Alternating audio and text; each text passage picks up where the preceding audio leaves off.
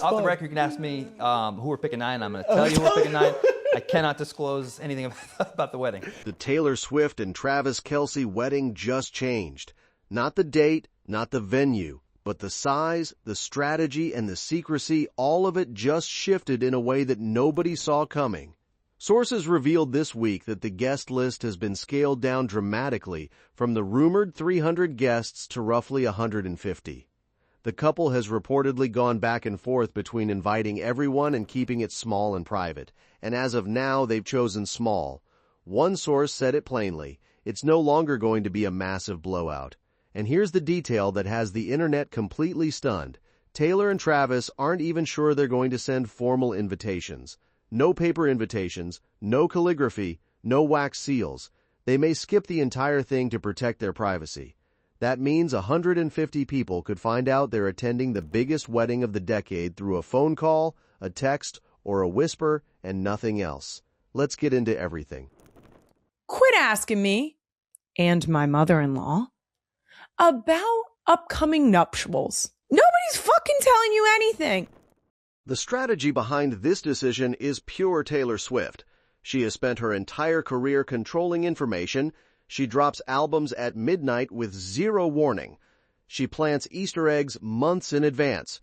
She turned a cardigan into a marketing event, and now for the most personal day of her life, she's applying the same level of information control. If there are no formal invitations, there's no paper trail, nothing to photograph, nothing to leak, nothing for a source to hand to an outlet. The guest list stays locked inside the heads of the people who made it, and the only way you find out you're going is when someone from Taylor's team calls you directly. Sources say the couple feels confident about the privacy of their Rhode Island location. Taylor's $18 million mansion plus the 5-star Ocean House resort. But Taylor always has a plan B and C for every scenario. That line keeps coming up in every report. Plan B and C, which means if something leaks, if a photographer finds a way in, if a drone appears, if someone talks, Taylor has an entirely different plan ready to deploy. This wedding might not even happen where people think it's happening, and that's the point. I think the entering and exiting buildings without being seen. You're all good at that. Just put me in a garbage can and roll me. I don't care. No, honestly, no, I can fit in like a purse. I'm just digging tunnels under every building I go in. Now, while the wedding is getting smaller and more secretive, the pre-wedding party is getting louder. Sources confirmed this week that Travis Kelce's bachelor party is officially set for the Bahamas at the end of May. He's bringing Jason Kelce and Patrick Mahomes. They're renting a massive villa. The activities include golfing, and according to one source, just guys having a good time. It'll be chill. Which is funny because nothing about a bachelor party in the Bahamas with an NFL tight end, a retired NFL center, and a Super Bowl MVP quarterback sounds chill. But that's the Kelce brand. Everything sounds casual until you realize the villa costs more than most people's houses. The Bahamas is also meaningful for Travis and Taylor back in May 2024. The couple vacationed on Harbor Island at a $15,000 a night estate. Travis later said he fell in love with the place, so the fact that he's going back for his bachelor party to the same island where he and Taylor made some of their most private memories adds another emotional layer to the countdown. And while the bachelor party plans were leaking, the family was dealing with a very different kind of situation back home. Kelce went nuclear on her podcast this week. On the April 2nd episode of Not Gonna Lie, she looked directly at the camera and told the entire world to stop asking her about the wedding. She said, "Quit asking me and my mother-in-law about upcoming nuptials. Nobody is telling you anything. I don't have any details." Quit asking me and my mother-in-law about upcoming nuptials. Nobody's fucking telling you anything. I don't have any details. I don't have any details. I don't have any details. And then she went after TMZ specifically for ambushing Donna at the airport, calling them creeps and saying it was gross. She said, "Even if I did have information, I wouldn't tell you. That's private. Between family, A and B, see your way out." Even if I did have any information, I'm not fucking telling you. That's private information between family. So A and B, see your way out. You see what I did there? And while we're talking about A and B and C and letters, TMZ, SMA. How about that? Stop fucking asking me. Stop fucking asking my mother-in-law. TMZ, fucking being creeps in the fucking airport. She even joked about making a headband with LED lights that would flash a very specific 2-word message. We'll keep it family-friendly here and just say it rhymes with pluck bass every time someone asked about the wedding. The internet immediately started begging her to actually make it. I'm going to get a headband with LED lights, and it's going to say, suck my ass. And I'm just going to have a little button. It's going to turn on the minute someone asks me about it, suck my ass. And Kylie had every reason to be fired up, because last week, TMZ cornered Donna Kelce at LAX and started firing questions about the wedding while she was walking through the airport. Donna handled it like the legend she is, she said, is the mother of the groom ever involved. I'm just happy for them. They asked her to name a favorite Taylor Swift song. She said there's too many, I can't pick one. She gave away nothing. How hands-on are you in the wedding prep? Oh, is the groom's mother ever involved? Do you want to be involved? Or would you rather just be hands-off? I'm just happy. You're just happy? Just so happy for them. Favorite Taylor Swift song? Sorry. If you had to pick There's one. too many, I can't pick one. If you had to pick one, there's got to be one. Nope. You're not going to pick one? No. All right. I love them all. But, like, there's nothing that you want to be, like, picking out the tux, maybe the candles on the table, that kind of thing. There's nothing that you want to be involved in when it comes to the planning of the wedding. You're just completely hands-off. Not really. No, you're just going to enjoy the ride. Yeah. But Kylie saw the footage and was not having it. She called it creepy. She called it ridiculous.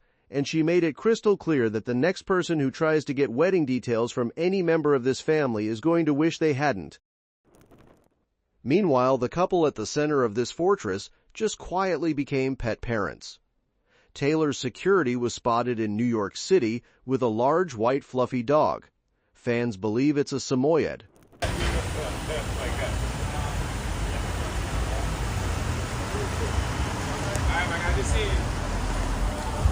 Jason Kelce had previously revealed on a podcast that Travis got a puppy that already destroyed a $100,000 Italian designer couch. He had these couches, and they were like, it was like green velvet, like over the top couch. I'm not going to say the dollar amount, but I'm like, dude, what are these couches? Oh, it's an Italian designer. They made them. Oh God, let's call them 100,000 a piece. Yeah, he said it's an investment. It's art, Jason. I'm like, Travis, this thing is not retaining. Yeah. I came back maybe 6 months after that.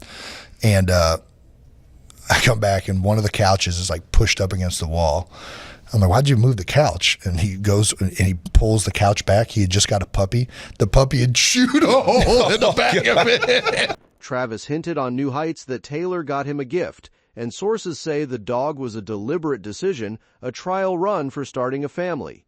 One insider said, this is just practice for a baby. The best gift that I got was from Taylor, but it gives away things that we're trying to keep in-house, so not going to say it. And I love you, Tate. And the same day the dog was spotted. Kylie's long-awaited fur baby also arrived at the Kelce household in Philadelphia. You're getting the cuddliest, cutest, furriest FAFO of them all on March 31st. And that's all I have to say about that for now. Meow. I'm kidding. Am I? 2 new pets, 2 Kelce homes, 1 day. The family that won't tell you a single thing about the wedding just added 2 animals to the roster in 24 hours. And then there's the moment that's still breaking the internet. On the April 1st episode of New Heights, a basketball coach referred to Taylor as Travis's wife. Travis didn't correct him. He just smiled and said, "Sweetie, I'm going back to school." Right now, coach! I love talking about this stuff too, because football is. I think I got like 1 semester left eligibility, coach. Hey, we'll get you a good NIL deal, man. Yeah, I'm sure. Yeah, you got to ask your wife. Yeah, good 6-man off the bench. Yeah, Sweetie, I'm going back to school. Swifties are still split on whether it was an April Fool's joke or the most casual wedding confirmation ever recorded. One outlet pointed out that Taylor called Travis her fiancé at the iHeartRadio Awards on March 26th, which means if they did secretly get married, it happened sometime in that 5-day window between the awards show and the podcast. It's a tight timeline, but with Taylor Swift, tight timelines are kind of her thing. This album probably also feels very happy and confident and free because that's the way that I get to feel every single day of my life because of my fiance, who's here tonight. And one more name just entered the conversation. Niall Horan, Taylor's former almost boyfriend from the One Direction era, reportedly hinted in a recent interview that he's been invited to the wedding. A lot going on. I just wanted to know in your plans of 2026 if you have any weddings that you're planning on attending this year. There are loads of weddings to go to. Yeah. Lots, huh? I've got 2 weddings in a few weeks, so yeah, okay. I know what you're getting at, but no, I know I have been invited to a few weddings, yes. Okay. That means the guest list of 150 people potentially includes a former boyfriend, a Super Bowl MVP, a fashion mogul brother, 3 Oscar winners, and a Samoyed who eats designer furniture. That's the most Taylor Swift guest list in the history of guest lists. So here's where we stand. The wedding is June 13th. The guest list just got cut in half. There might not be formal invitations. The bachelor party is in the Bahamas. Kylie told the world to stop asking questions. Donna gave away nothing at the airport. Brett Veach won't even confirm if he's invited. Does Brett Veach get invited to the Kelce Swift wedding? We'll see. Okay. Couldn't say either way. I'll give you a nice pick. Yeah. Here's what the nice pick is. Don't ask me that stuff. You can ask me who. That's off fun. the record, you can ask me who we're picking 9. I'm going to tell you who we're picking 9. I cannot disclose anything about the wedding. Is that like, it's like no one's even allowed to talk about whether, this is pretty secure? Okay, I can see the uncomfort. Yeah. The room just got really tight and like the air just... That's like the hardest hitting question you'll ever ask me. Travis called Taylor his wife. A dog was spotted in NYC. And 72 days from now, 150 people are going to gather in Rhode Island for a wedding that was planned with more secrecy than a government operation by a woman who has backup plans for her backup plans, with a guest list that was delivered by phone call because paper invitations were too risky. This isn't just a wedding, it's an intelligence operation, and Taylor Swift is the director. That's all for this video, folks. See you next time.